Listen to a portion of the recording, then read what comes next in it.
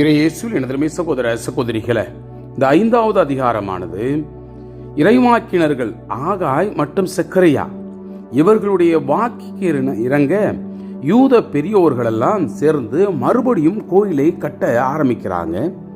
மதில்களையும் கட்டி எழுப்புறாங்க.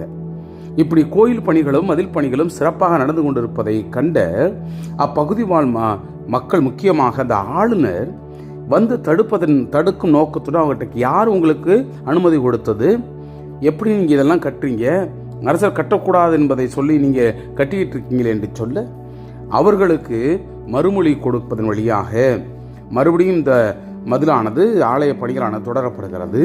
இந்த ஆளுநர் மன்னருக்கு ஒரு கடிதம் எழுதுகிறார். அந்த மன்னருக்கு எழுதிய கடிதத்தில் இவ்வாறு விவரிக்கிறார். அதாவது, நாங்கள் போய் இந்த மக்களை கேட்டோம், இந்த ஆலய பணியானது விரைவாக நடந்து கொண்டிருக்கிறது, யார் உங்களுக்கு அனுமதி கொடுத்தது என்று சொல்ல அவர்கள் விவரமாக இந்த கடிதத்தை எழுதி அவர்களிடம் பெற்றதை நாங்கள் உங்களிடம் அனுப்புகிறோம்.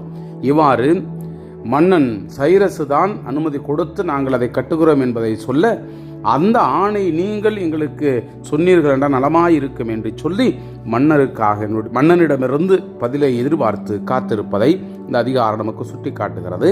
இது ஆண்டவர் அவரோடு இருந்ததால் இது யாராலும் மனித தன்மையால் தடுக்க முடியாது என்பதை சுட்டி காட்டக்கூடிய ஒரு நிகழ்வுதான் இது. நினைத்து பார்ப்போம்.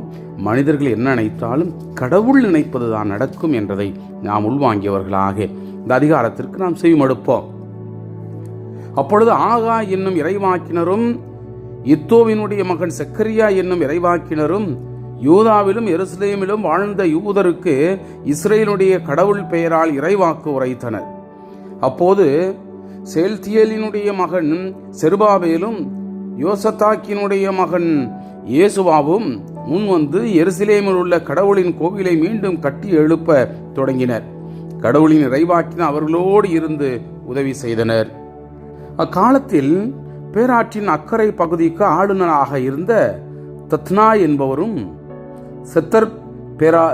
செத்தர்போசனாய் என்பவரும் அவர்களை சார்ந்தவர்களும் அவர்களிடம் வந்து, இக்கோவிலை கட்டி எழுப்பவும் இம்மதில்களை கட்டி முடிக்கவும் உங்களுக்கு உத்தரவு கொடுத்தவர் யார் என்று வினவினார்கள்.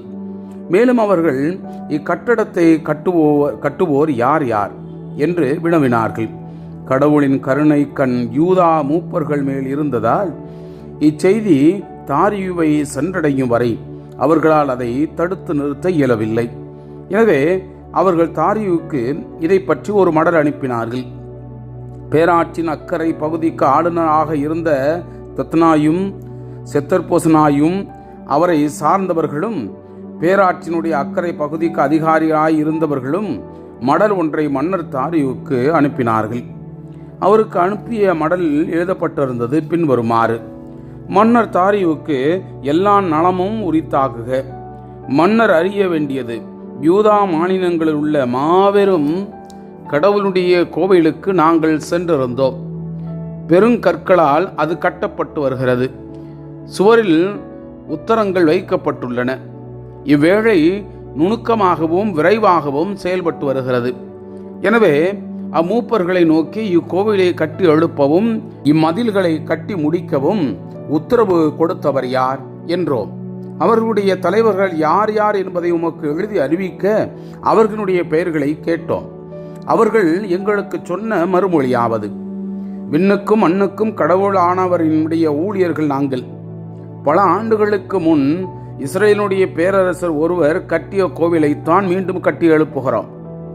என் முன்னோர் விண்ணக கடவுளுக்கு சின்னமுட்டியதால் அவர் பாபிலோனுடைய மன்னரும் கல்தேயாருமான நெபுகத்நேசருடைய கையில் அவர்களையும் இக்கோவிலையும் ஒப்படைத்தார். அவர் இக்கோவிலை அழித்தார். மக்கள் பாபிலோனுக்கு நாடு கடத்தினார். ஆனால் பாபிலோன் மன்னரான சைரசு தம் ஆட்சியினுடைய முதலாம் ஆண்டில் கடவுளுடைய கோவிலை கட்ட ஆணையிட்டார்.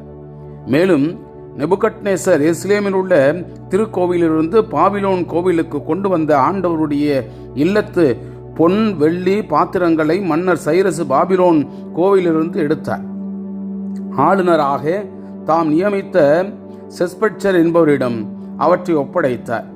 மன்னர் அவரிடம் இப்பாத்திரங்களை எடுத்து கொண்டு போய் எருசலேம் கோவிலில் வை, கடவுளின் கோவில் முன்பு இருந்த அந்த இடத்திலேயே கட்டப்படட்டும் என்றார்.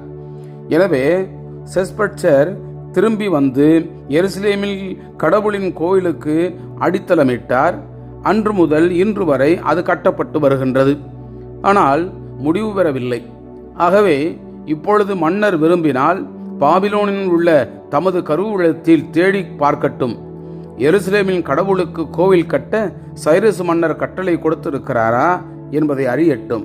இதை குறித்து மன்னர் தம் விருப்பத்தை எங்களுக்கு தெரிவிக்க வேண்டுகிறோம் என்றனர். Praise the Lord. இயேசுவுக்கே புகழ்.